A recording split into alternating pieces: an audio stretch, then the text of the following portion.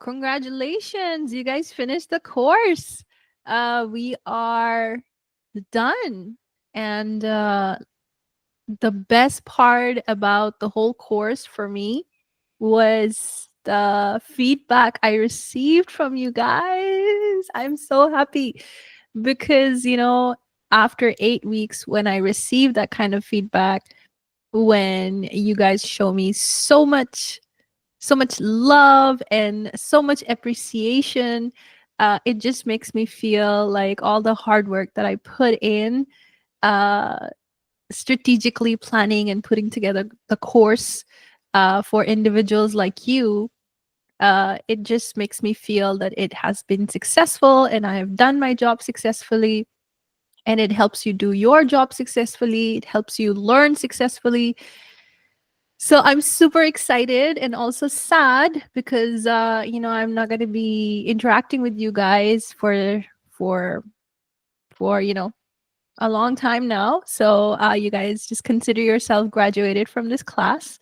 And I know that Yasmina, you were mentioning that when you first started this course, when you saw past student work, you didn't feel that confidence that you were going to be able to create quality work. And look at your work now. It has definitely, shaped and formed and become a way better than how we started. And that was the whole point of this course, is to um, create the assignments and create the work and create the live Q&A and create all the instructions based on the fact that you guys are having fun learning, and then you also end up having a skill. So I'm really happy to know that that did happen with you guys and that you did learn a lot. And this is just the tip of the iceberg.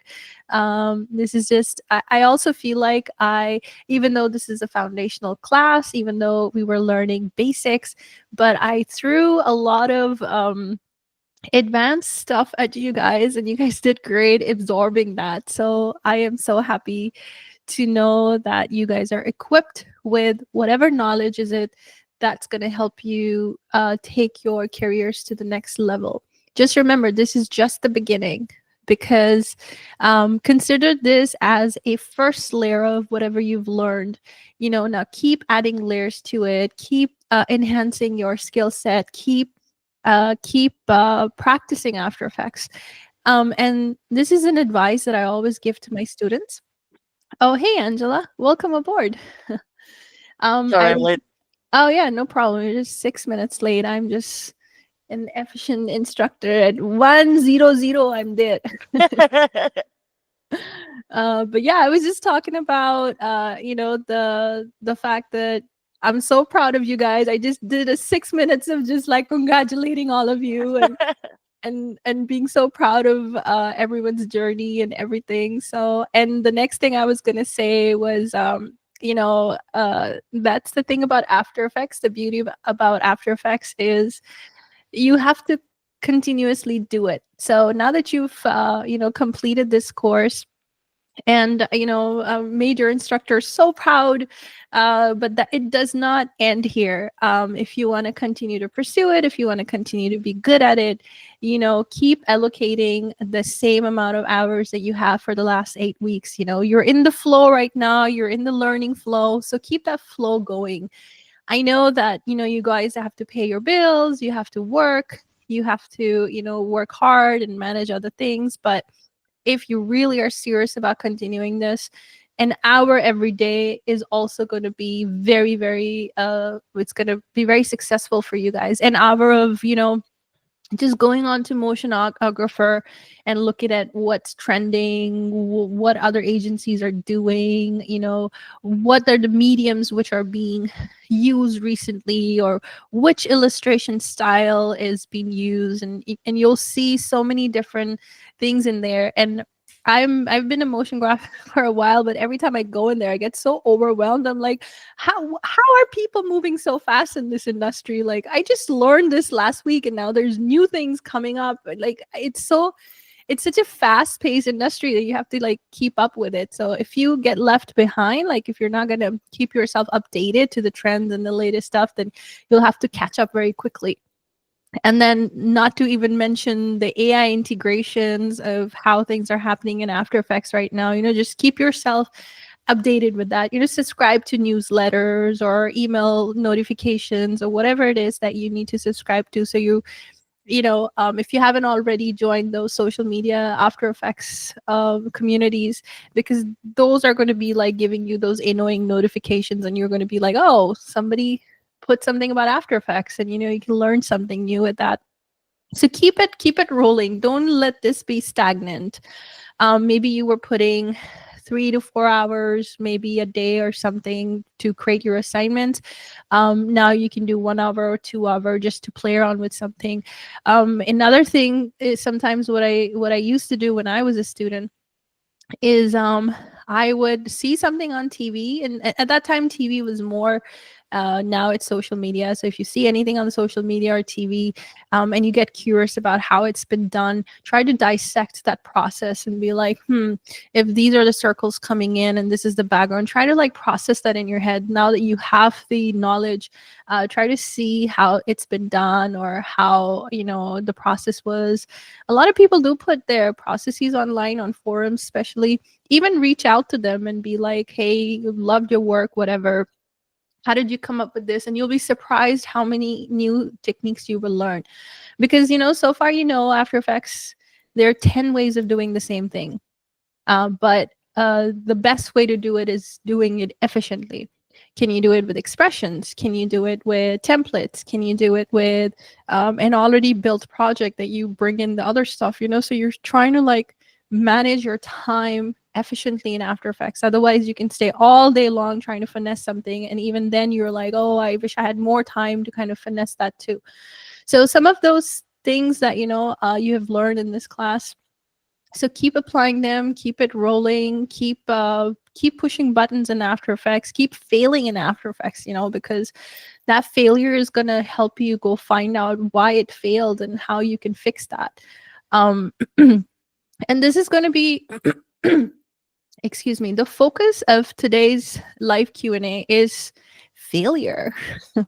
We're going to focus on that, and we're going to also learn why failure is important and why it's so under why is it looked at as something negative, and why we think that because we failed is something that we're not meant to be doing, or maybe this is not my path, or maybe I'm not good at it, all those negative criticism that we do to ourselves. So I just wanted to kind of talk about that, because as artists, we're constantly comparing ourselves from everything around us, in a healthy way or in a negative way, whatever we feel. Sometimes we feel like, oh, I wish I could do that, or why is this person able to do that, or why is this person getting more projects than me, or why is this person, we get competitive sometimes, which is good if it's healthy competition, where you're like, oh, this person got here, how did this person get here, not why did this person get here. If you change the narrative, then you are open to receiving a lot of knowledge, a lot of information that can help you. But if you say why, then you're not open to receiving how it was done and implementing it into your process. So from now onwards, I want you to start changing the narratives for yourself. I know that this class was After Effects and motion graphics and design and creativity, but you guys have also noticed how I have kind of like brought in a lot of grooming assets for you guys, to grooming in sense of perspective, in sense of creativity, like grooming your mind to kind of think in those ways. So there are going to be two very important things. Number one, how you're going to manage failure from this day onwards. And number two, the story you're going to start telling about yourself as a creative artist. So I'm sure most of you guys watch some TED Talks as well. Those are my inspirations. That's how I get motivated. That's how I bring the inspiration to my students as well. But one of the things that I've gotten from TED Talks is all these successful people that we see just like this successful person, right? We don't know what that person has gone through, what kind of challenges they went through, what kind of difficulties they had, what kind of limitations they had. We just see, oh, this person is successful. We just see this box. But when you get to know the person, when you get to see the person, when you get to ask questions, they slowly open up all those roadblocks that they had to jump over and how they jump over to be successful. So one of this, inspirational motivational speaker said, yeah, I have a 2-page resume, which is fat and beefy, right? I'm just successful in this and this and this. And my 2-page resume shows how successful I am and how many things I've achieved. But you guys have no idea. I have a 50-page failure resume to get to that 2-page successful resume. So think of it like that you're not going to be the first person who's going to be failing. You're not going to be the first person who's going to get roadblocks. You're not going to be the first person who's going to struggle to create your presence in this market, or, in general, whatever you want to pursue. And that's part of the journey. It's, you must have heard this a lot too. It's not about, the fall you had, but it's about how you got up and what you did with that fall. So every time you're falling, nobody cares if you're falling. Everybody cares about what you did after you fell down. Did you just sit down and cry and say, I gotta, I'm done, I can't do it, I lost my leg? Or you're just gonna get up with that one leg and keep going, and that resilience and that way of thinking is what's going to take you to your goals. That's what's going to take you to your career. These are the building blocks of achieving your goals. I've been trying to redirect you guys for the last couple of weeks to kind of like start narrowing down where you want to go, start narrowing down what you want to do, start writing down your goals. Like, the more you write it down, the more you understand, the more you organize about it, the more focus, laser focus. The word is laser focus. We have no time for this, for this, for this. We're just laser focused.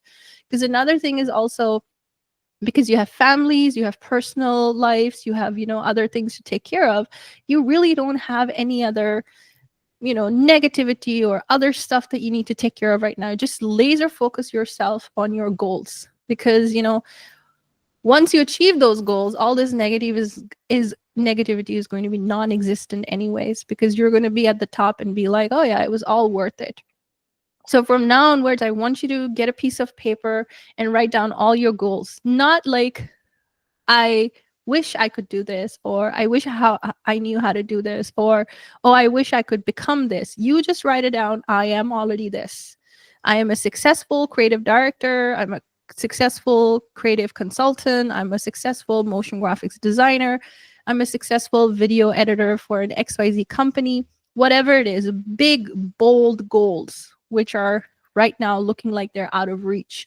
Or even like, I want to start making $80 per hour, or I want to have my own company, or I want to make 120K a year. Whatever those goals are, just write them down today. And do not worry about, oh, 120 is a little bit too much. Other people are making 60 and I should maybe be a little practical.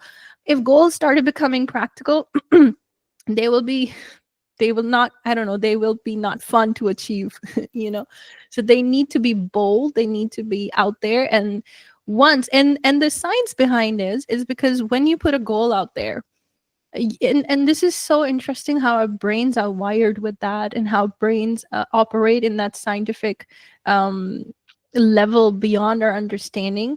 All of the biological and scientific research put together. But it's like, I know it's your brain and you're connected with it. It's telling you when you're hungry, blah, blah, blah, blah, blah. But it also works on a subconscious level, and it's doing a lot of other things that you have no idea about, right? So when you put a goal out there, and your brain looked at it in the present tense, like, I am a creative director. When you look at it like that, when you trick your brain into being someone you are, it's going to start attracting a lot of those things that's going to get you there. This is just a very interesting piece of knowledge that I'm sharing with you. So once you start saying that, you'll be start pulling in little blocks of things that's going to take you there. It's not going to be like, oh, a creative director position is going to come in right in and you're going to be like, I'm a creative director. No, it's going to eventually, piece by piece by piece by piece, is going to take you there. And how that's done, There's a whole other science about it we're not going to discuss in our motion graphics class, but I just wanted to bring this to your attention that, start putting goals for yourself, a very clear, bold goals that you want to achieve. And then, don't worry about the timings, when it's going to happen, how it's going to happen, especially when we're financially low or we're financially struggling a little bit. We want things to happen right away, overnight. Don't worry about that. Just put it in there and let your brain kind of guide you. Be like, hey, look, if you like, let's say you will suddenly be exposed to a free course for maybe strategic creativity, right? And as a creative director, just giving you an example, as a creative director, you have to be very strategic. So it's like a 0.5% of the final goal that you're going to achieve. It's a free course. Maybe you're doing it for like 3 days and you've achieved a small little part of your goal. And then something else, and then something else, and then something else. And then you put the building blocks together until you're equipped with that knowledge that will help you achieve your goal. So, start thinking in those terms, start focusing, start understanding what is it that you want to move forward. Work smarter than harder. Sometimes you need to work harder as well, but eventually you will get a hang over how to be smarter in terms of managing time, in terms of managing clients, in terms of like negotiating rates. And again, if this is something that you are lacking as an independent contractor, where you lack the skills to negotiate rates, go to ChatGPT, the free version, and ask ChatGPT to give you a crash course on how to do that. Literally. So these are all free resources. Just go there and say, hey, Mr. ChatGPT, Miss ChatGPT, or whatever, ChatGPT, tell me, give me like a crash course on how I can become a good speaker, a good negotiator. What should my body language be? What should my writing skills be? How should I approach them? You can even say, can you give me some case studies that have been done before from the website? And it'll pull so many case studies for you to kind of research on how other people have used negotiating skills. Like I said, I sucked big time in negotiating skills. It took me many years to get to a point where now I'm like, because one tip that I can give you for negotiating is, often when you go on an interview, the HR will say, what's your expectation for this? You right. And if you're new, you'll be like, please just give me anything, I'm looking for a job, right? But what you need to do is how you're going to present yourself. You're not going to say, well, I think I am capable of 60K a year. You're not going to say that. That's not how you're going to bring the number. First of all, you're going to try to have the HR answer it by not sounding very like, oh yeah, what about you, how much are you going to pay me? Because sometimes what happens is, if you're thinking 60K, they have a budget of 70K. So when you say 60 and they have 70, then you lost out on 10K. So ask them, be like, yeah, I can share my expectations from you, but I would love to know how much budget is allocated for this position. If you ask it like that, it doesn't sound like, very rude, or very like throwing back the question, asking a question within a question. You have to be a little strategic about it. So when they say, oh yeah, we have a budget allocated for blah blah blah blah blah, so the next thing that I do after that is, I don't say, oh yeah, I can work with this budget. Oh yeah, I cannot work with this budget. What I say is, I start listing my skills to them. And I try to make them understand why my skill set is different and why I'm different from the other candidates. So let's say I will say, based on my skill set, which are a combination of different skill set, which are multi, facet skill set. I can do design, I can do sketching, I can do illustrations, and then I can also take those and make them in animation. If there's any editing needed, I do editing. I do sound. I do, whatever it is that you do, you list those skills first, right? And then you also say, I am, a quick learner. I have great project management skills. I'm a team player. Whatever the skills are, you first list them out. And then you say, based on all of those amazing things that I've told you, my rate is XYZ. And then whatever your rate is, make sure that it is covering all your expenses. Because right now the work is remote, right? So the employer is not paying for your electricity, employer is not paying for your rent, employer is not paying for the equipment, employer is not paying for your internet, the employer is not paying for technical issues that you're having, the employer is not paying for any networking that you have to do. So all of those things, they are getting benefits that they don't have to pay this because you're working remotely. So keep those things in mind. Even though in the beginning, like I say, we can be a little shy about this, but be bold. Be bold about these things, because this is how one thing, an artist which is well compensated will reflect in its work as well. So always remember that this is another negotiating tip that you can give to your employers. Like, if I'm well compensated, there's not going to be a compensation on the quality. Then the quality is going to be overrated, the quality is going to be over the board. Can I ask a quick question about this negotiation? Yeah. What do you have any advice for what happens if a client doesn't know like how much their budget is? Because that's something I'm facing right now where my I've asked my client like, so what is the budget allocated for this? And she said, well, I've never done anything like this before, so you tell me. And it's now I'm like nervous about like, well, if I go too big, I don't want to scare them away. But I hear the point about being bold, but I'm just wondering if there's like a way to kind of be more balanced about it, or yeah. Yeah. So the communication is going to be the skill set that's going to help you negotiate something well. And communication skills mean that you have to do the research at your end before you even talk to this client, because believe it or not, majority of the clients are lost, which is why they come to us, which is why they're looking for people like us who know what the hell we're doing. Right. For the most part. But the first part would be, I would say, if I was to structure this, is look at the company on their website and see what have like what kind of projects have they done, what kind of design has been done. When you look at a company website, you can tell if they've hired someone to do a good job, if they've hired someone to do a Right. really bad job, right? So the website, so go first look at the website and see what's going on. If it's a really nice designed layout, that means they have spent some money on design, they have allocated some money on design. And believe it or not, you can also convince a client that design is the best way to go about it to make their budgets bigger as well. Again, the whole point is you're going to be giving them the knowledge about why this is good for them. Like, I'll give you an example and I'll kind of extend the answer as well, and I'll come back to exactly what you Mhm. were asking to. So there's a current project that I'm working with right now, um and I'm obviously hired as a creative consultant to kind of tell them about the creativity, right? But when I look at their website, it just makes me feel like, oh my goodness, I can't believe I'm around this website and this website looks like this. As an artist, I am like that, where it's like, oh, I just want to go in and fix this.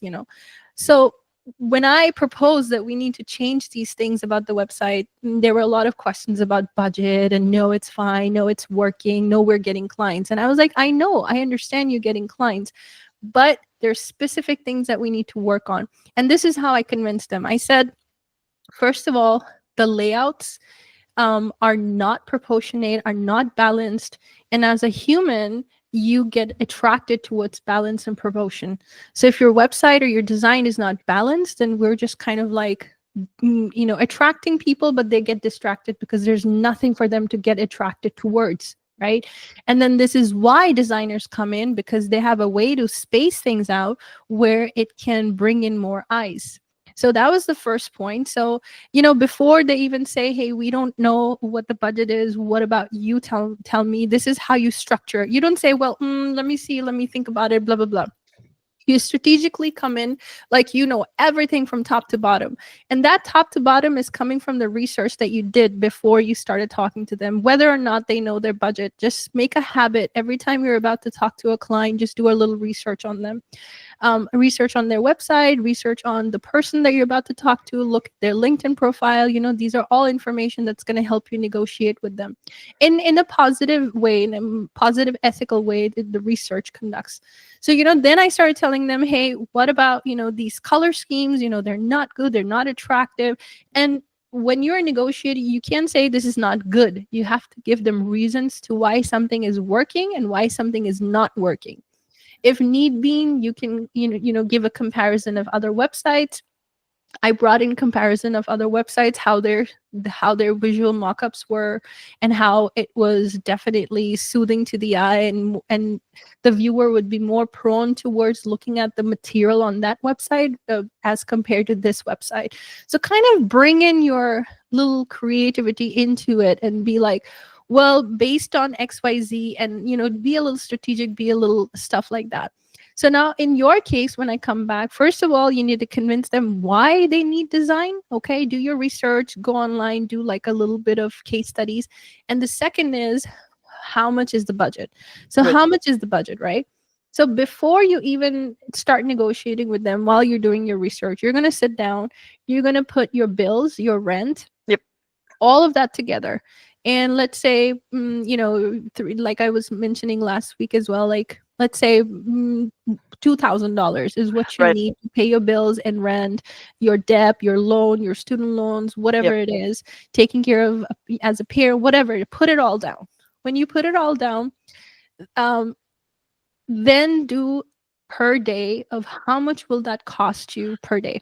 Yep. We did an exercise in my business course where, yeah, we had like the entire spreadsheet, like, Yep. okay, here are all the personal expenses, and then what like I'm actually making right now, and then also like what the math might look like if I were to make the desired income. Yep. And so right now, so I have like a break even point essentially, and Yep. that break even point will cover all the expenses I have, including insurance and all the important living expenses.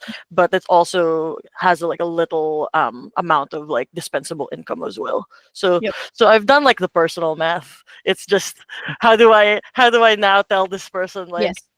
hey, Yeah. here's here's why you should pay me this Yes. much. But yeah, Okay, I let's say if we are saying, so this is how, like, let's say if a client comes to me, I'll do like a little bit of, or like I'll show you how I would approach that, and then you can take the mm, same thing.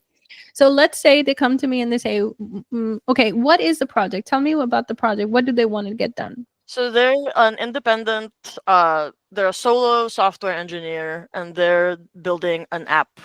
And so they want me to do like a lot of the visual systems for it and like the branding. And then eventually, I've already like thrown it out there like, hey, if you want me to do marketing assets for you as well, like motion graphics or just graphic design, that's also in the skill set. But so right now, the main priority is to get the brand identity nailed down so she can start actually putting skin on the bones of the application she's making. Okay, so it's a startup. Yes, I Okay. guess, yeah. Yep. Yeah, working with startup, you just have to know everything from marketing to design to project management to, so here's an advice I will give with startups, because startups are lost when it comes to creativity, because they're just like focusing on getting a product out there, right?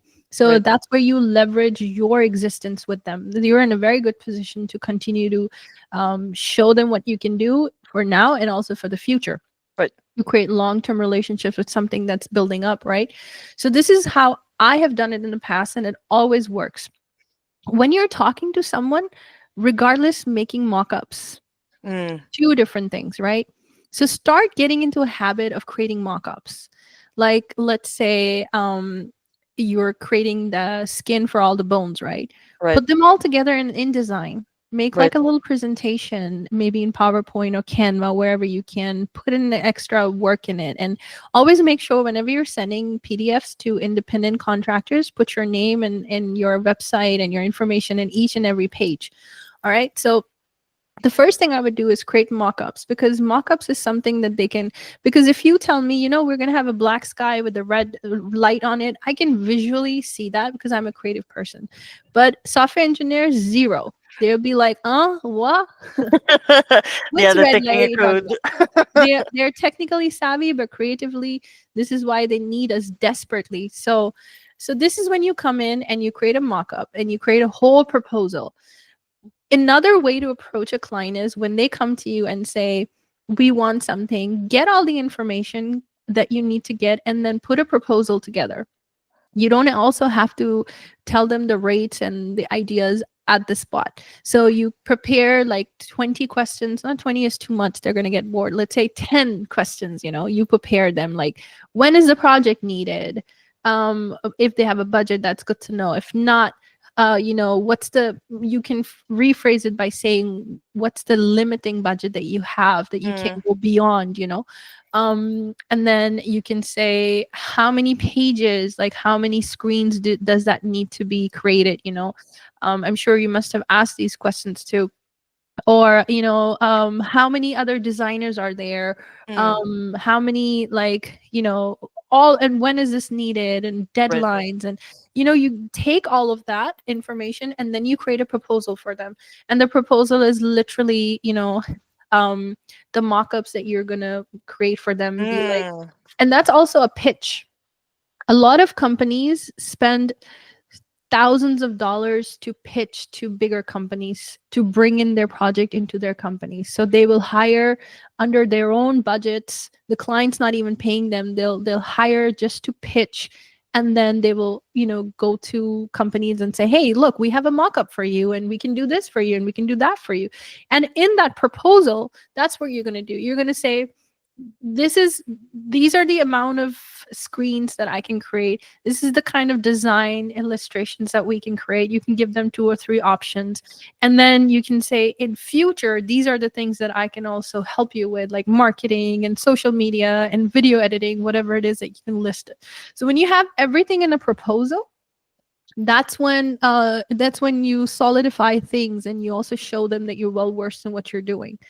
And then also you put in the budget in there, because sometimes it's better for them to see them written than having it say, because it also really affects on how you said it. If you said it confidently, then they will believe you. But if you said, maybe 35 per hour should be good, then it's just right. like they don't want to pay you 35 per hour because they're like, this person is not confident. But if it's in a written form, if you're one of those who can just write it in written form, you can Yep. also do that, and just give them a breakdown. Don't say whole project equals $3,000. Right. Don't say that. Give them a breakdown. Three designs, x four designs equals this much. Um, Extra this much. Project management this much. Break it down as much as you can, so that they're like, oh, so this is not like one number. These are like different things which have accumulated with that. So what you would do is, going back again, create the mock-up, the proposal, identify them a problem. I am a big queen of presentations. Like, Yep. I've done so many presentations that somebody will say, "Oh, we need this," and I'm just like Yep. going in Canva making a presentation Eh, because I Would it love doing that. would it be possible to take a look at maybe some of the like pitch decks you might have made in the past, or like what an invoice breakdown looks on your end? Because I've definitely done like the Chat GPT route, but Yeah, then like in hindsight, like, oh, it didn't break things down in the way that I actually needed, and so I just don't know like what the boundary is, or what the balance is between too much information yeah. versus like not enough information. I can let's see. I just created a pitch recently, but that's not a very good example. It was a very customized to the product. But what I'll do is I'll send you screenshots and share them through my personal email, Okay, and screenshots of the previous proposals that I've done. I have a couple of them, so I can send screenshots. And if anyone else wants them to, just let me know, and I'll CC you guys on it too. But I'll send you proposals. thank you so Um, much. yeah, and I'll send you some proposals that I go and look at too. The websites that I go That'd and be great. used to, when I used to do it.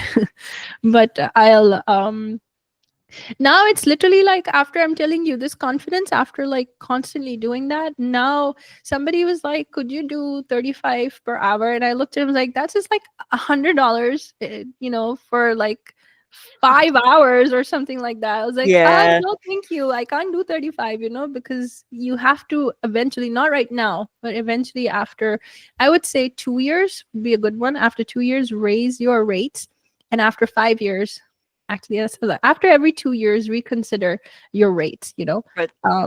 And again, it's the story you tell about yourself. Always make it sound like you're busy, you are doing a great job, you have so many projects, you hardly have time, you're booked all the time. Right. Right. Like, I still work with people who have been in this business for 15 years, and then they would still come and say, "Oh, I haven't found a job for a whole year and I've been laid off, and I haven't been doing good, and blah blah blah." And it's just like, that's your personal professional journey that you don't have to share with everyone. Okay, you guys can share it with me because I'm an instructor and I'm here to Right. help you, a mentor, but don't share your lack of career with your coworkers, because then it creates like, in oh yeah, this person doesn't Right. get work. Right. That's your problem, that's your business, that's your personal stuff. Nobody needs to know what you're doing, how you're doing. Right. And Right. also, when you're negotiating, dress up like you're $1 million. Yep. It's very important to do that. Dress up nice. Wear a suit if you have to wear a suit, because that's just going to also give you that, oh yeah, this person is professional. This person knows what they're doing. And again, the whole story you're going to tell yourself. That also doesn't mean you start lying to people about how big millionaire you are and you have like these $10,000 projects Right. coming in. But be humble, Right. be kind, but at the same time, always keep yourself in that energy of that you are successful, that you are doing your best, Right. and things are rolling for you. I don't think I've had a lot of highs and lows in independent contractions, especially in the beginning of my years, but nobody ever knows when there were times that I was able to pay my bills, or there were times when I was able to not pay my bills. Nobody knows about that. That's my own personal journey. My coworkers do not need to know that. And you'll find a lot of people who will overshare about that too. Just, keep it Yep. to yourself and hear them out, but no need to share your own personal journeys of your struggle Right. professionally. Because it's a small industry and everybody knows everybody somehow. They all Right. connect to somehow. Yep. So for this client that you're working with, I will highly recommend you to kind of like give them like visual mock-ups, and Yep. also make sure when you're creating a presentation, don't go overboard with that. Like, don't put more than 30-40 minutes in it, because it's an unpaid thing. You don't know how things are going to be. Like, it's a pitch, right? Right. You don't want to spend 6 hours doing something that's unpaid, and also not it's just a pitch. That's why it's called a pitch. It doesn't have to look refined. It has to look professional. Like, I have a template that I use. I made it in design, and Hmm. what that template has is, it just has, and InDesign is cool because you can just create one page and then you can replicate that, so it retains all the information, so you don't have to put the information on each page. But it literally has my like Pixel Pro LLC, which is I work under that. Right. And then I have my website, my contact information, on every page I have that. And then inside I have a little template of how I put things in there, and I'll share it with you. And that's something that you create once, and then you just remember that as an independent contractor, you get to choose how you want to operate businesses. And you get to choose your own structure, you get to choose your own way of doing things. And nobody ever, like, I didn't see anyone doing this like professionally, co-workers, but this was something that I knew that I can leverage myself, creating all these proposals and mock-ups and everything, because as creatives, we can create that, right? We can do that. We can tell them the story. And that's the whole purpose of creativity, is to be able to tell a story. So tell a good story about yourself, about how you are, doing great, and how you're going to sell yourself, your skill set. Be confident about your skill set. Even if, I'm telling you, when I was an intern, I did internship for 6 months when I was first starting 15 years ago. And like I said, there were times when the client was like, "Oh, we want to do XYZ." And I'd be like, sure, I can do that for you. And then I would turn around like, Google, how do you do this? Right. So this is okay to do that in the starting. The confidence was still there. And I did give them the results. It wasn't like I said I can do it. I didn't know how to do it and I didn't produce.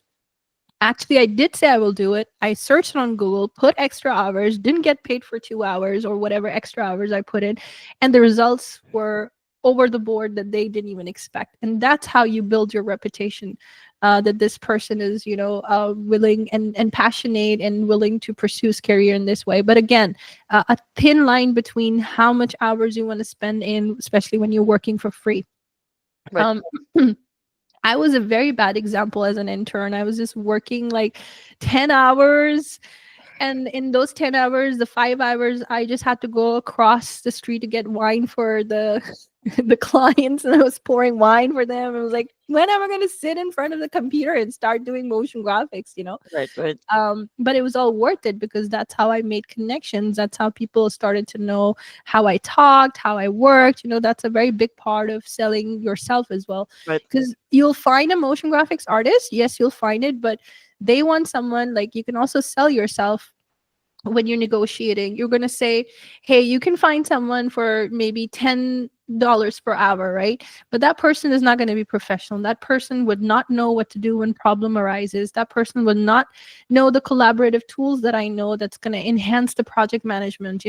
That person is not going to know how to, like, I've had training, I've had courses. You can put all of this thing. I am certified to do motion graphics, and this is the reason why my rate is this much, because if you hire somebody else, they're not going to give you all of these XYZ things. And apart from just motion graphic skills, people also look at your people skill, like how well you communicate, what's your body language, and what happens when somebody attacks you, like, and say, oh, you didn't do your work. Like, are you going to say, excuse me, you didn't do your work too? Or be like, excuse me, can I understand where this is coming from? Is there something that happened in the project last week? Or did you receive, transmuting that negativity into professionalism, where it's like, well, I would love to know where that's coming from. I would love to clear out any miscommunications that's coming in, your integrity, all of these things are going to be part of it. And you'll be surprised when working with a lot of people. There'll be times you get really generous, kind people who are on board with you in the same way, but there's some people who are going to be very rude to you, mean to you. They're going to be very, very critical about you, but you don't let them, like, don't have them rub on you. Just be in your own lane and be like, Yep. yeah, whatever. Don't let it affect your mood, or like, how dare she talks to me like this, Right. or he talks to me. I was like, okay, dude, you've got a problem. you know Would you say you've gotten better at like sussing out like when a client is going to be a terror and then like just cutting that off before you even start working with them, or do you still kind of get surprised as you're working with people? I still get surprised. Because at first everybody is like hippity hoppity, Yeah. oh, la la la, blah blah blah. We're so excited, and then when there's one roadblock that comes in, teeny tiny roadblock, it's just like, oh, they blow up, because not everybody has the skills to manage their anger. Not everybody has skills to manage their stress. I think stress is the big part of the way people react. Right. Stress about, like, oh, I was expecting it to be this way and didn't align to how I was expecting. So this is all Angela's fault that it didn't align to this, Right. and they have this weird way of processing. Been there. Yeah, yeah. People process that in sense of, the first reaction is it's your fault. Because if it's my fault, then I have to take responsibility, and I don't want to take responsibility, because taking responsibility means I have to apologize for my mistake, and I also have to be the bigger person to not do that mistake again. And I don't want to be that person, because when I was a little person, my mama and daddy gave me so much traumatic experiences, and now I'm going to throw this shit on you. Yep. Yep. And Yep. guess Yep. what? I am going to continue living like this and not address them through therapy, because guess what? I don't even know what therapy is going to do for me. And Right. the list Right. goes on. So when you know these things, you're like, you know what? Anything that I would say, anything that I would Yep. do is not going to get through this person, you Right. know? So you try to look for the people who are, you're going to be, you're going to attract some really good people too, because, um, like I said, I get surprised all the time, but I've definitely gotten better with that, because my communication now is so professional. Like, yesterday I was working with somebody, and there was a miscommunication, but because they're professional and I'm professional, the way we handled it was, she came back and said, well, this wasn't approved. You weren't supposed to do this. I wasn't expecting you to do this. Why did you do this? And normally the reaction for a person would be, well, why you didn't tell me, you should have told me, you should have been more clear about this, you should have, Right. my reaction was just like super easygoing. It was like, oh, I apologize for that, no problem at all, and then when I did that, the person was like, oh, I hope you didn't take this personally. I was like, I don't take work personally at all. These are all Yeah. professional protocols. And when you start working with someone for the first time, this is meant to happen because you're learning how they work and everything. So be the first one to be like, yeah, yeah, no problem. Yeah, it's Right. okay. Like, if you apologize, the sky is not going to fall down. It's actually going to build a nice relationship with your client, your Right. coworkers. But three strikes and they're out. That's Right. my that's my limitation boundary as well. Boundaries are very important. Right. Like three strikes and then it's like, okay, dude, we got to have a talk. Yep. These are my boundaries and you're crossing them every time. It's not my responsibility to apologize for these things, Right. Right. balance it out. But keep track, everything, keep track. A lot of things that you're going to have on call, right? And this is something that I kind of tell my students too. You'll have a talk with them and they'll be like, yeah, budget is approved, blah blah blah, we're going to do 10 pages, whatever.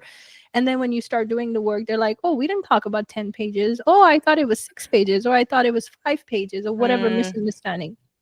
So the best way to do this is every time you have a call with a client, send them a follow-up email. Send them like a summary. yep. Now you can even use like Gemini, and you can use like Yeah. note taking AI things that you can even have while you're on the call.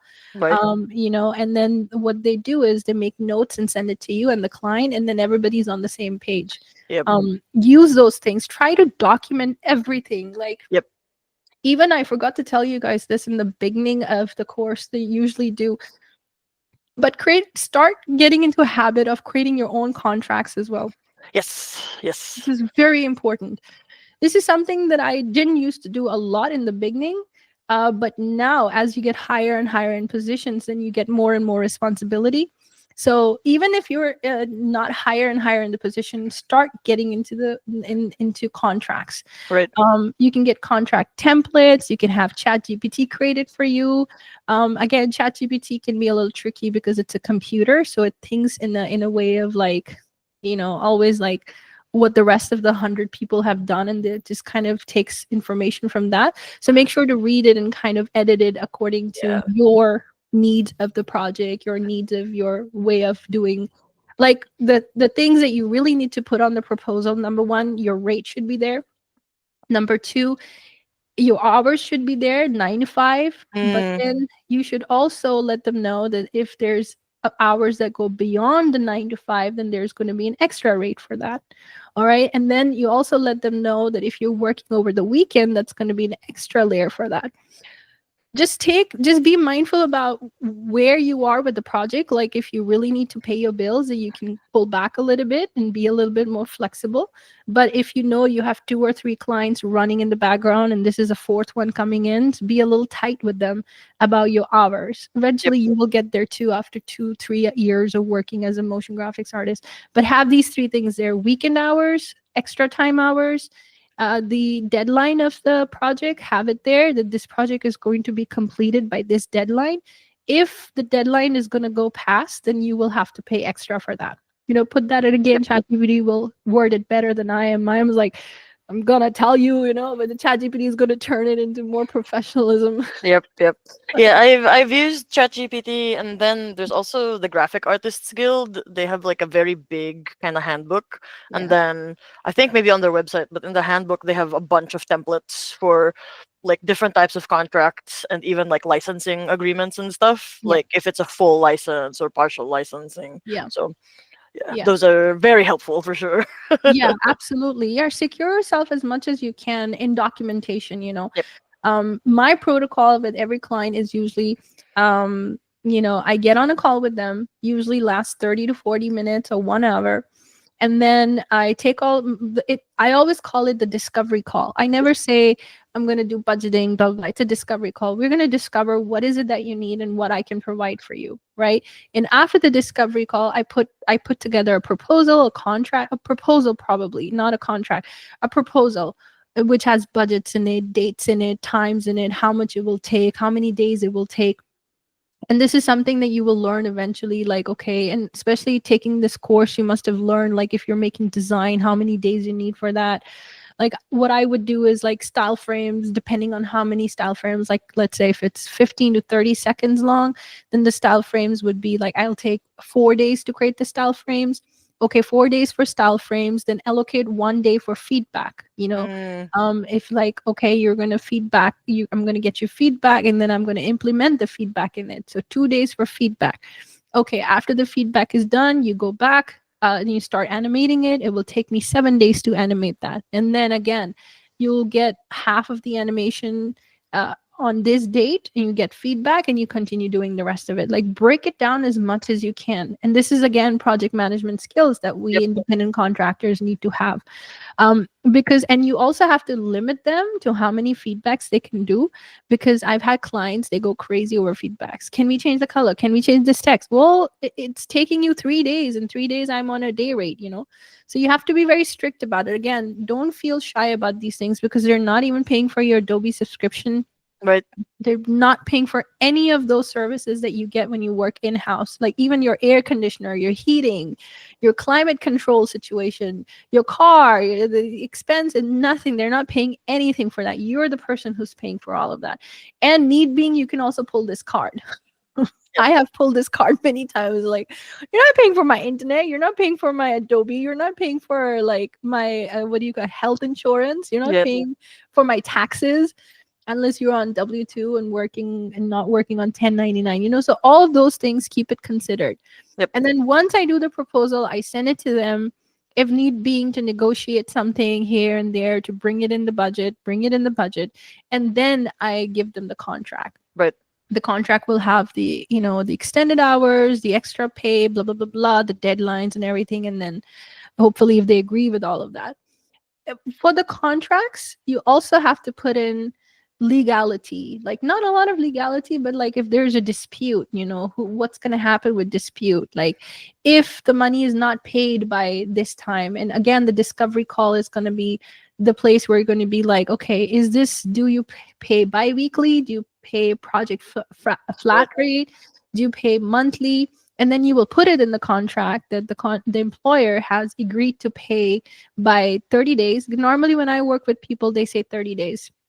So if it goes past 30 days, then they are going to be, there's going to be a penalty. And then you put that on the contract as well. That if your payments is not being done for 30 days, then each day you're going to be accumulating this much, come Yep. up with a reasonable number. And there's ways to secure Yep. yourself, because then independent contractors get abused for Yep. their time and energy. And then there's no structure, and then there's no fun, because you feel like a slave to the work then, Right. Right. as compared to full time, where you go in the morning, you come back, and then everything is in between is taken care of, money is coming in. Yep. uh, Makes sense. so all of those things, keep in mind, the contract is very important. And in the future, like, I know that you guys are going to be going away. You guys are going to be missed, but you guys still have my personal email. You guys can always get in touch with me if you need any advice for projects, need any advice for client, or a lot of my students are still in contact with me. They're contacting me with LinkedIn. They still email me about any problems that they run in, or if they ever need resources, or they get stuck in life sometimes too. They would be like, what do I do here? And then I'm always there to help them. So free for you to, like, if you have any professional questions about your, like, hey, I'm allocating this budget, or I don't know about this client, or I'm stuck with this client who's not paid me for the 90 days, Right. what action should I take? So all of these things, free for you to, like, if I don't have the answer, I'll send you to resources that can help you with that. So feel free to stay in touch. Wow, it's like nonstop talking. It's like 3 minutes left. I was gonna share this and give you guys feedback, and it's like, Thank you for answering my questions. I appreciate the detail. of course, they were important questions that you brought up. So I'm glad you brought them up. But I wanted you guys to check this out. Now, the next thing that you guys need to really focus on is also creating a website for yourself. And I would highly recommend either getting a Squarespace, because Squarespace is like super easy. You go in, I think it's $17 to $25 a month. See, I think I have a business one, so it's 25 per month, but a personal one with limited pages, you can get it for 16 per month, which is reasonable.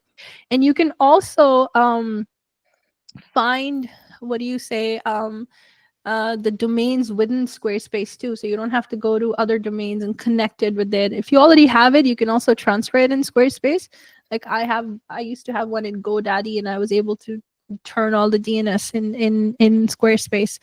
And Canva also has a website builder in there, believe it or not, and it functions really well. It's just you need to get a domain from somewhere. GoDaddy is a place, and then you just connect your Canva website to there. What Canva does is it just gives you like a landing page, where all your information is for now, because you don't have a lot of work. You guys are still working on projects and everything, or maybe you do have a lot of projects. But Canva, you go in, you build your website in Canva, and you put it live, and you just connect the domain with it, and then you have a website. So getting a website is very easy these days, very convenient. Building them is very convenient. So, but I wanted to share some of these like ways of how people have, put their work out there as portfolios. So take inspiration from that, start looking into those, Google them, see. And this kind of illustrations are very up to your lane, Angela. Stuff like this. But the one that I really wanted to show you was this one, because it is so different. Like, he's literally telling a story, right? It's very clear who this person is and what this person does. I don't have to literally read every single thing on the website. It's telling me that this person is a minimalist, and he loves working with icons, and he leads a lot of projects. And one of the biggest projects that he's done is for Google. Just watching his website for 2 seconds, I was able to summarize everything. I haven't even read all of these things, but his way of engaging people was very successful. And then it didn't even matter what color schemes he was using, even though his color schemes are really good from the Google color scheme. But the way he was telling the story grabs the attention of people to be like, oh yeah, this looks like someone who has a very great eye for design and storytelling. So that's something that you need to bring into your portfolios, where everything is self-explanatory, where you don't even have to make an effort to tell someone how good you are. Your website is speaking for yourself. And that goes for your work, your proposals, your contracts, even the contracts, even the invoices that I create. They're all in the same guidelines as my color schemes on my website. This is how detailed I am. My invoice is gorgeous looking. Nobody cares about a gorgeous looking invoice, It's like nobody but me. I'm just like, everything has to be like, matching and perfect, because that's what I show people I am. I'm a professional. I put extra work, and people see that, and people admire that. Um so yeah, look at some of these things. What I put was best portfolios, and then it came out these 10 beautiful portfolios. This is a good way to kind of showcase your stuff as well, but again, storytelling. Check out my website too. I created that all in Squarespace. I wanted to give it a very studio look. So if you haven't already looked at my website, you would see, the first thing you come in, you see the videos that I've done. So you know right away that this is someone who does animation or videos or whatever. You can also do that.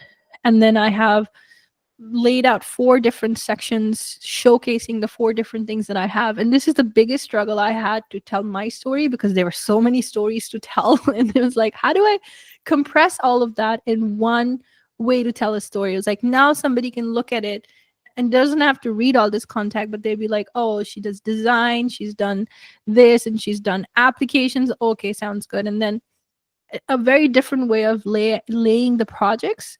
And then also thinking about the user journey, in a sense, like, let's say, if I select any of these projects, like let's say this one, right? So I go into this project. Now when they're there, normally what happens is this ends over here, right? Because now we have one project and we saw it.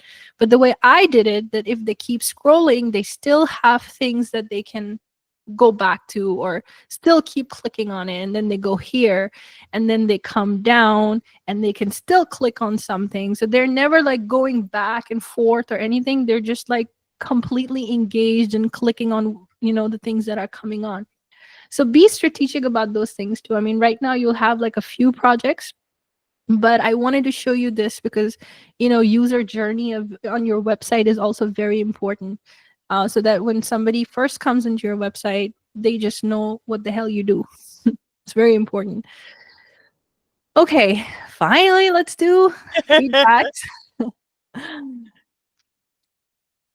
Alan absolutely loved all of this stuff. It was so nice to know that you learned a lot and you enjoyed this. It was so much fun to read this. You made my day, and it is my birthday today too, so I was super happy. Happy birthday! Oh, thank you. So I was super Happy happy birthday. today. Oh, thank you, Yasmina.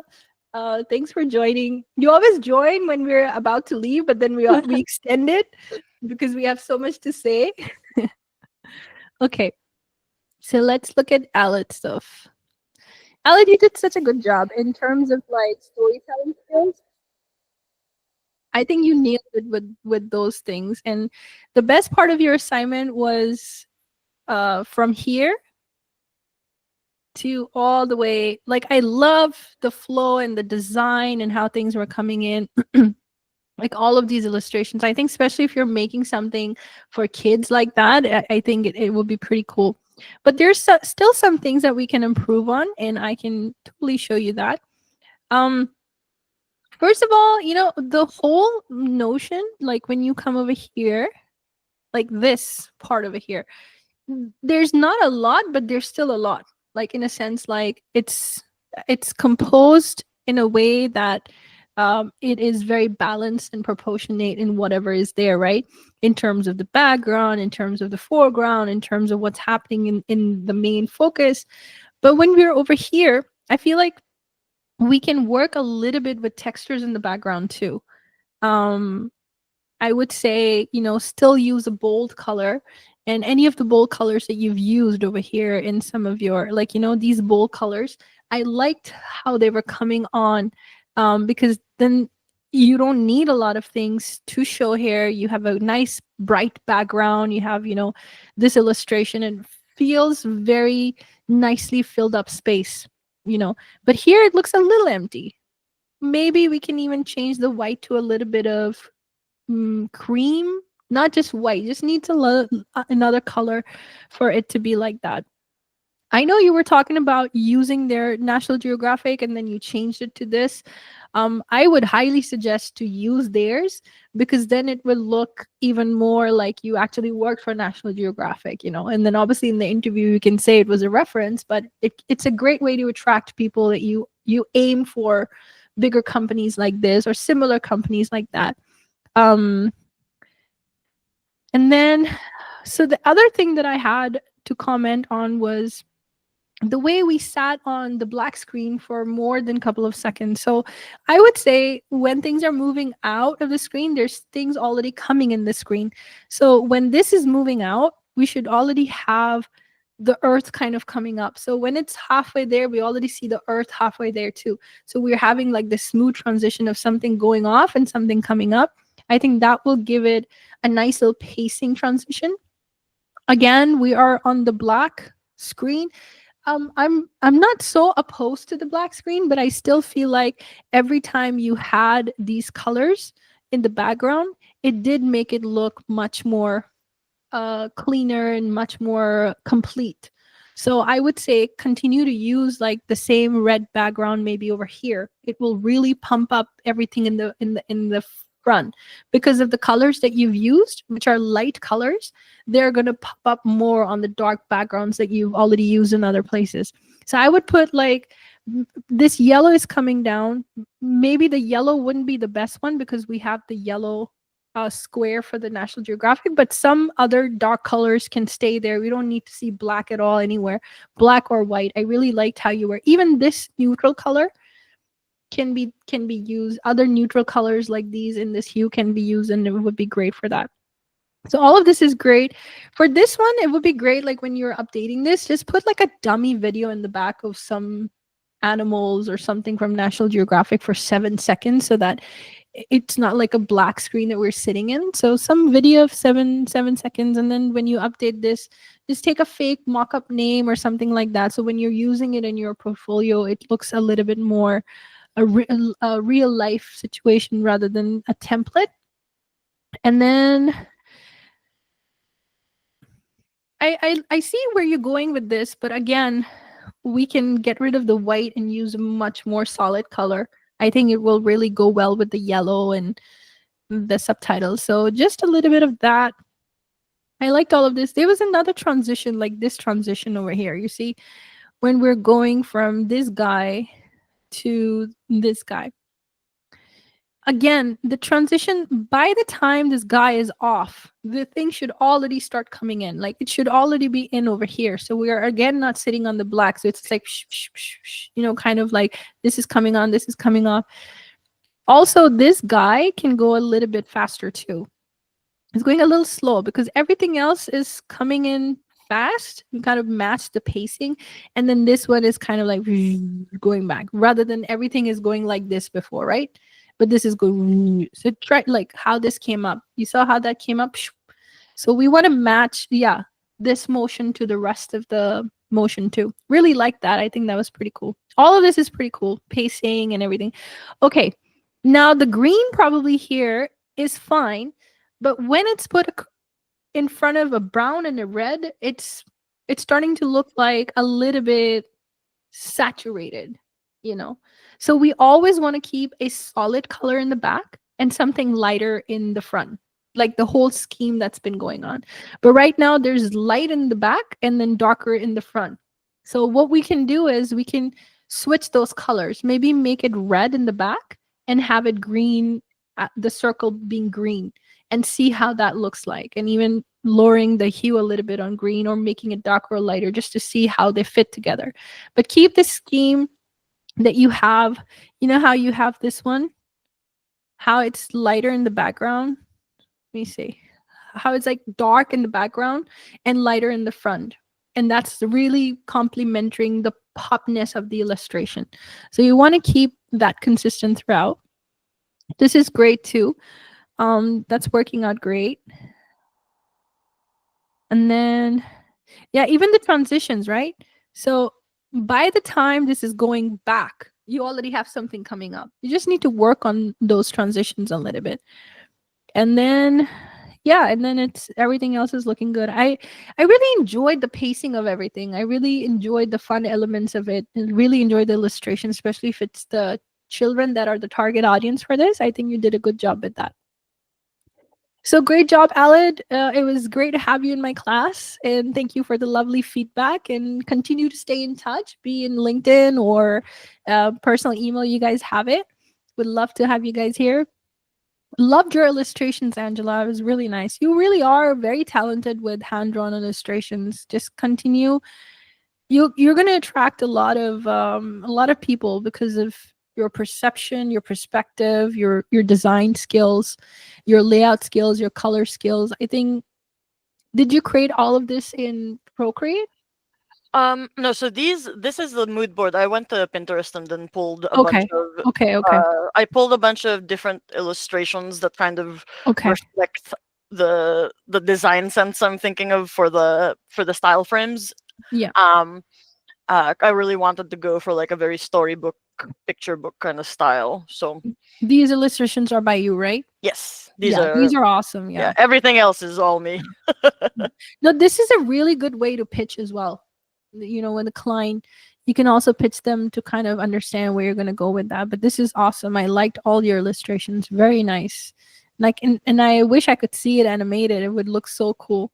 I'll Um, message you when it's ready. oh yeah, share the YouTube link. I would love to see it. Yeah, will do.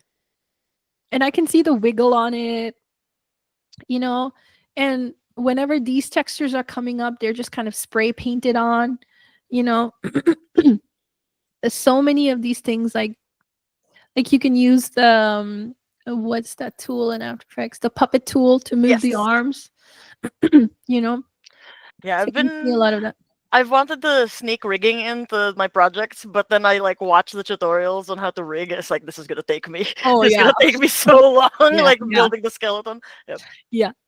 And if you use Duke, Yeah, Duke I is downloaded it. I haven't okay. used it yet. Okay, it creates really good skeletons too. Okay. It's not very user friendly as much as I wished it was. I struggle with it, so then I revert back to Puppet Tool, especially if it's like minimal. Right.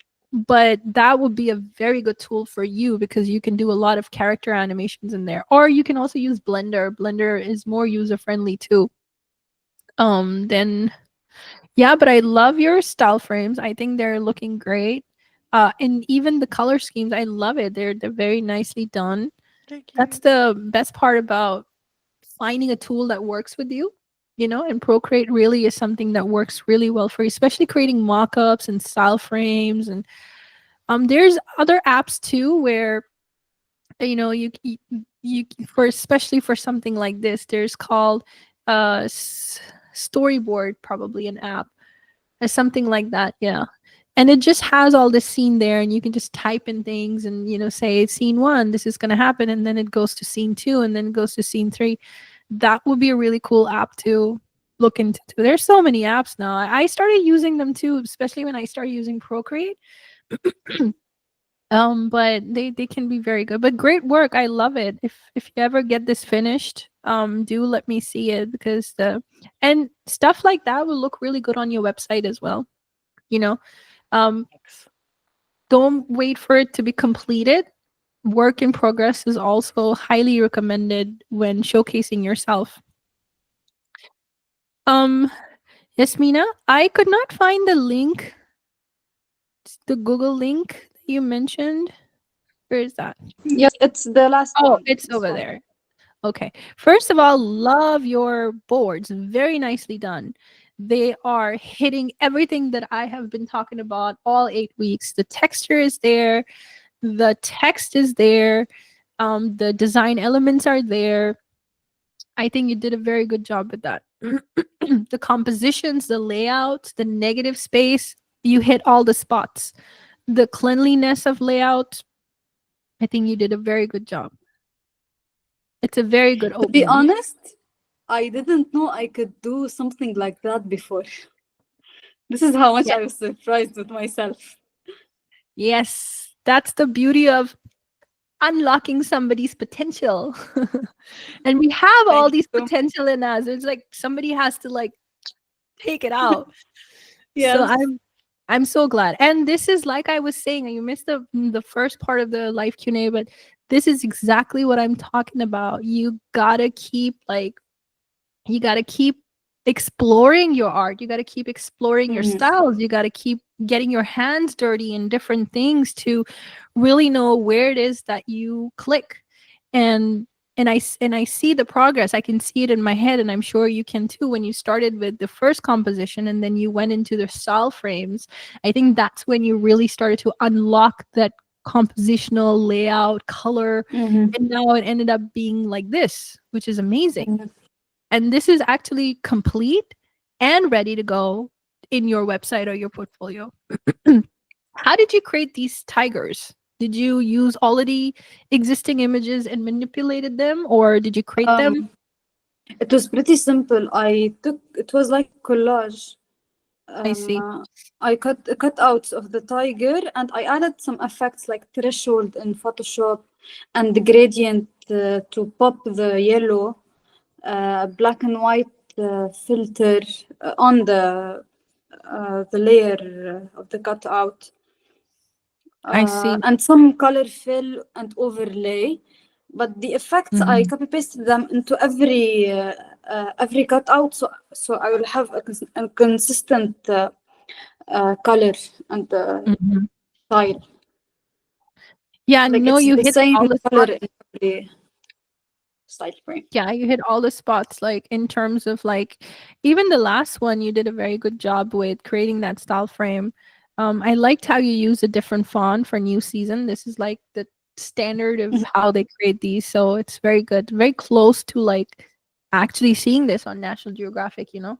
and This is why I always tell students to make popular, logos, work with those, because now you're going to attract people who are going to be like, wow, she can do style frames and she's very good So at doing National I Geographic. did a mini research before beginning, Good. and I checked this is an actual show, a real show.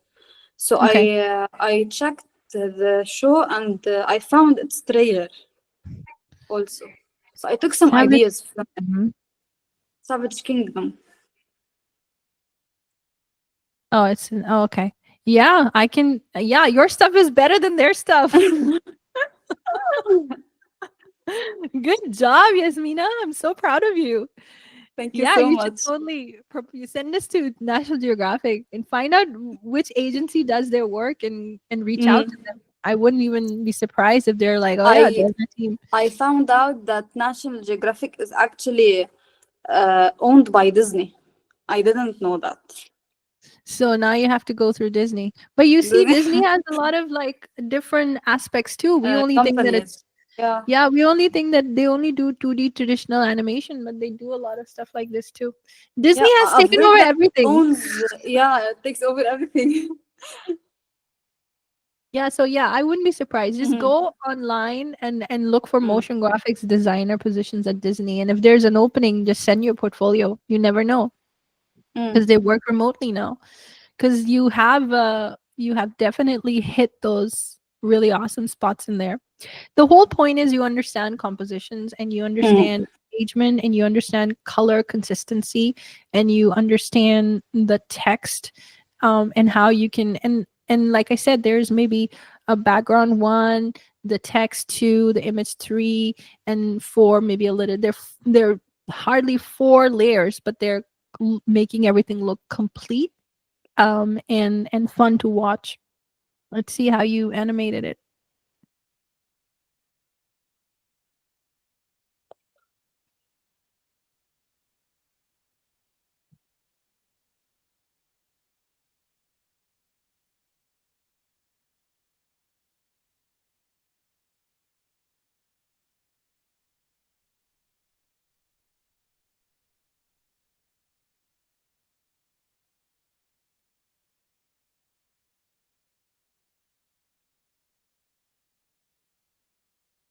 Great editing skills too. I like this that you did over here. This part where mhm. it goes with the sound. It's gonna this one over here. I think if you start your animation with that, that would be much better actually.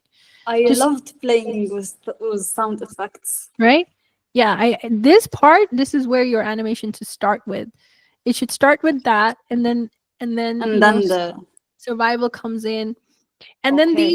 these lines, I know that you try to do them all together, like mask them on and off, but try Yeah. to manipulate the real one. Like, how does it goes like really fast, right? So what I would Mm, do is I would take all three of them and put them on different layers, and then have them like come on all at the same time, but really fast. Like mhm, it will come from here to down here, all of them coming at the same time, but they are on different layers and they mhm. have maybe scale on them or maybe the mask that you have, but then they kind of like come on like that. But right now what's happening is it just flies and it comes, and it's like in terms of how a tiger would do that is a little different. Like we want to Mm, match that kind of emotion as much as possible, so it doesn't have to fly in or it doesn't have to move in. It can just appear like really fast. mhm. Just there it is, really fast. Should I And then remove the like scaling? yeah, remove the scaling, Mm, because then mm. it feels like it flew. We want to make it feel like it's on the More text, right? realistic. It's more Mhm, mm. realistic. Yeah. So Yeah. we're going to try to manipulate that effect that happens. Like, honestly, if you want to just scratch something and even learn how that even happens, giving you an example, that's a very good way of looking at things too, like realistically, and manipulate them in animation. Like, let's say if I'm making a leaf fall down, I've spent hours throwing leaves just to see how they fall and what are the elements that hit them to fall to the Yeah. ground. So as much realistic you can make it. Mhm, And then when this is breaking off, I think when the claws come in, they do this and then it breaks off. Literally, Mm. as it's um, as it's clawing it, it's breaking off too. So it breaks off, and then it moves in, and we don't even have to have this guy Zoom. Oh, these scratches. We yeah. don't have to kind of have them go on. They can Mm. also break and go out of the screen with the survival. Yeah. That would be a best one. A little bit more transition to that. And then it goes in, and then we have these guys. I like how the other line is coming out, but we can maybe have them move the keyframes a little bit closer so that they come in Mm. faster. And I would Mm-hmm. also put motion blur on them, not the motion blur from the effects panel, but that small little tiny blur button that we use Circles effect in the layers. in Yep. the timeline. Yeah. So Mm-hmm. if you just turn that on, the big one, for all the layers, and then go into each layer and turn it on, then you'll have this fast move because lines are fast, and Mm-hmm. Yeah. we want to make that too. And then the way dominance is going off, again, we don't need to have it all wipe off. What we can do is, because you have so many different frames, the first one comes in, Mm-hmm. when it flies off, the second one comes in, like the text comes on, and then the lines come on, and then it can go off the screen, all of it together really Mm-hmm. fast. And the next one comes in, or maybe this frame kind of flies back, like zooms back, and then the Yep. next one kind of zooms in. I think that Mm-hmm. would be a good transition where each frame is kind of zooming back while the other frame is coming on. So rather than it being like being wiped off, the whole thing will go back, and Mm-hmm. the next frame will come on. So maybe the text comes on first, and then from the text these animals come out. That would be a little bit more. Yeah, so every time, so the motion would be literally like, this is your text. If you're looking at this like this is your text, right? And then Yep. this will come on like this, and then the other one will Mm. come on like this. So the text is always coming on like that. I can make it with a camera effect, Yeah, and like if with you the make it camera. with the Okay. camera effect, like the parallax, that will Yep. even look good with the motion. And then it could be, you have four of those, right? Four frames, so that it's going to be shum shum, like one after another comes on, and then these animals come on, and then you'll be good. Just the repetition of that, I think, should be great. All of this is great. Good job with all of that. Thank you. I didn't have time to complete it. I'm so sorry, You're but I will missing make an sure out to complete outro. even after the course will end. Yeah, and And feel free for to the share with me. like, it was totally on me, not on the course. In fact, the course timing, it was so helpful, really, and like Yeah, how the I agree. informations were given. It was really helpful, and I didn't feel like this frustration of new things to learn. I didn't feel it at all, really.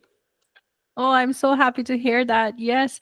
Normally, when you are in the industry, the people make you work even faster than that. They're like 3 days, Mm, 2 days, and no, but that's the whole part. You have to be a little strategic about when people are yeah, learning, to give them enough time, and also to restrain time so that they can kind of understand their own skills about how much time they need for certain things, because design will need certain time, yeah. animation requires more time, editing requires different timing. So it's all 8 weeks. I hope that you guys were able to kind of know yourself, your timings, and how much time you need for something, so that when a client comes and says, "Oh, we want to like this," they'll say something like that in the real world would be used for, let's say, pitching National Geographic, like, Mm, "Hey, we can build this for you. Look at this work we can do," right?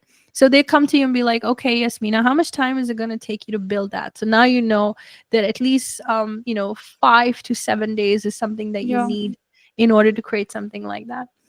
For me, if I need to create something like this, it will take me maybe 1 day to make that, but it will take me Mm. 6 days to come up with the concept. Mm. Because I'm like somebody who has a very non-traditional way of coming up with concepts. So, but once the concept comes, the The execution is right away. But it's just the yeah, concept to kind of like, I take more. Every time clients ask me, I say, yeah, 2 days to build this, but 2 days to come up with the concept. I need to do the research. I need to like kind of and to see what's find the happening, style. Once you have the define the style, exactly. You Yeah. you can play with whatever other things you have, Yep. but to find And it at first, it's the difficult part. it's difficult part, yeah. And that's why I need research to see what's trending and what's going on and how other people have done it so that I can get inspiration and my brain can absorb all of that creativity so I can create, and then I'll create it in 1 hour, so so Yeah. you will have your own way of seeing. Maybe you need less time for concept building and more time for Mm. execution, or balance time for execution. You'll probably learn from this class a little bit of your skill set. But thank you so much for the great feedback from you as well. I was just so happy to hear that everybody was on the same page with that. Thank you so much for being part of this course. Thank you so much for all the positive feedback. Thank you so much for choosing motion graphics, motion graphics advocate. I wish you guys all the best. Like I said, after this course, if you have any questions, comments, or want to stay in touch, feel free to stay in touch with my personal email. And that's it. That's all I Thank got you to Thank say. you guys. so much. Happy birthday again. Oh, thank you so much. Bye bye. Bye. Bye. It See you was really an online. amazing course. Thank you so Great. much. Yeah, thank you You're so most much. welcome. Bye bye. Bye. Bye.